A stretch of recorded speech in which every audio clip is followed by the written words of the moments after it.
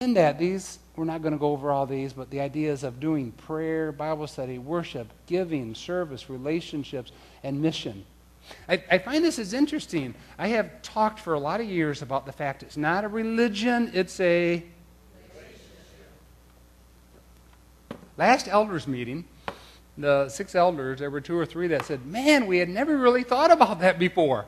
That was new to us. And I thought, man, I thought I'd been talking about that a lot. Maybe I don't emphasize it enough. Hopefully you all get it now. It's not a religion. Christ doesn't want the religion.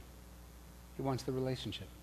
To have our roots deep in Him. He also wants us to sink our roots, to have true friends. True friends help us sink our roots. True friends are those men and women in our life that will pray with us. True friends are those that will go out for dinner with you on the spur of the moment and talk about life. We'll be able to sit there and not expect me as pastor to pray, but they'll step up and pray. True friends are those who are there through the thick and thin. And it's always interesting to me when people get sick. And it's happened with some of you when you've gone through it. That I've had people say to me, wow, we could really tell who our friends were and who were just sort of our acquaintances. And sometimes those who we thought were our friends just sort of, when there's an issue, the gusts of storms come by, they just sort of stay in the background and other people step up. But we're called to have those true friends that will be with us through the thick and thin, through the storms of life. We're also called to have authentic living. What does that mean? We all wear a mask, don't we? I mean, ladies more than men. Ladies get up in the morning, put all the makeup on. We men just jump up, do your hair, and we're out the door. That's not what I mean for a mask. What I mean is when you get up and you walk out the door, do you change? When you go to work, do you change? The reality is, more often than not, we're more who we are internally when we're at home than when we're at work or out with others, because we put that mask on. To have a true relationship, to sink our roots with Jesus Christ, means that we will have authentic living. To admit when we make mistakes within our families and to ask for forgiveness. To be true with one another. And as we live authentically at home, prayerfully, that moves us to be living authentically with each other. Because if we can't admit our mistakes here, where really can we? I mean, if I can't say, man, I really screwed up big time. I really messed up. And you offer forgiveness, where are we going to get it from then? Yes, from God. Are we called to give it to ourselves, to each other? I mean, the church, I know it's a worn phrase, but the church is called to be a hospital for sinners, not a haven of. Okay, we'll try that again. Church is called to be a hospital of, not a haven of saints. That's right. So we can learn to live authentically with each other here and now. And say, man, I have struggled with this issue. Or, man, I just did confession with the prayer time this morning. We were talking about driving, and I admitted to them that I probably drove police officers, 85, 90 miles an hour because I was late getting here from Battle Creek. So, I mean, that was sort of buzzing. You were doing the same thing on Jennifer? Yeah. I think I almost ran over Dave and Diane Corning in their car. I was trying to push them aside of the road so that I could get here.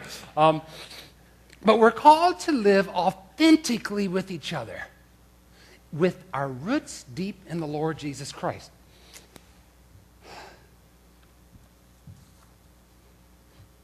Just thinking, if I take 15 minutes on each one of these 10 points, it's going to be more than 2 weeks. Second one is to set our course. I think it's the financial company IDS. Is that still around, IDS? DIS? IDS? It was like from the 70s and 80s. Maybe they changed their name nowadays. They used to have a slogan, because I had a little bit of investments with them, very little bit. They used to say, if you plan to fail, you fail to plan. If you plan to fail, you fail to plan. We need to set our course within our life as an individual, as a single person, as a married couple, as a family. We need to plan that course, because if we don't know where we're going, how are we going to know if we get there? If you don't know where you're going, you'll get there every time, really, because you don't know where you're going. And setting the course means that we need to realize that there are things in our life that we have to set up, in some respects, as benchmarks. Well, what we see here is that... Can you jump back one slide, Jacob? I'm sorry.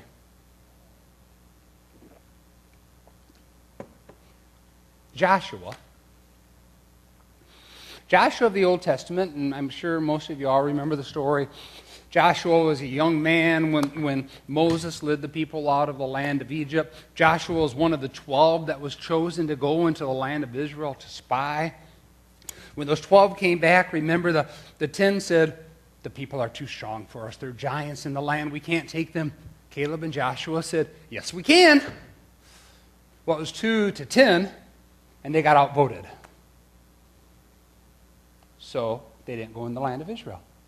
Yahweh God says, you stubborn-hearted people, everybody 20 and older, since you didn't listen to me, you're dying. You're gone. You're history. So the next 40 years, everybody of that generation died. Who's left? Joshua and Caleb. Wouldn't that be amazing? I mean, you'd be the only two gray-haired men in this whole 3-4 million group of people. I mean, you're the two oldest men by 20 years or more. You're patting your dad, huh, Mary? But Joshua, he's probably 80 years old. And what is he doing? He is leading the charge into Israel to conquer the land. We think that we're done at a certain age. No, Joshua was 80 years old, leading the charge. But at the end of Joshua's life, he says this, and I think this is the most important thing for me that he says. Towards his or close to his death, he says, as for me and my household, we will serve the Lord. As for me and my household, we will serve the Lord. Now, does that mean that Joshua's family is going to hold on to it and continue to serve the Lord? Prayerfully, yes, but his children, grandchildren, great-grandchildren, all had to make that choice themselves. But Joshua's desire was that they would serve the Lord. Joshua was setting the course. He was setting the course. Knew where he wanted to go. Now, most of you know that I do have my flying license. I haven't flown for a couple years. It's just a little bit too expensive to go flying. But I do like to fly. And there was, 30 years ago, I was flying from the Jackson area out that way, Ann Arbor, Jackson area, flying to Grand Rapids. And I set the course on the compass, and a storm came in. I had no other instruments in the airplane. It was called a Taylor craft. The gas gauge was a cork in the gas gauge in the front of the fuselage, and it had a wire on it, and when the wire went down and it met with the fuselage, that meant you were out of gas. That was the gas gauge. Had a radio, airspeed, RPM. That was it. But I had to set my course and stay true to the course. Before I went, I had to find out what the winds were.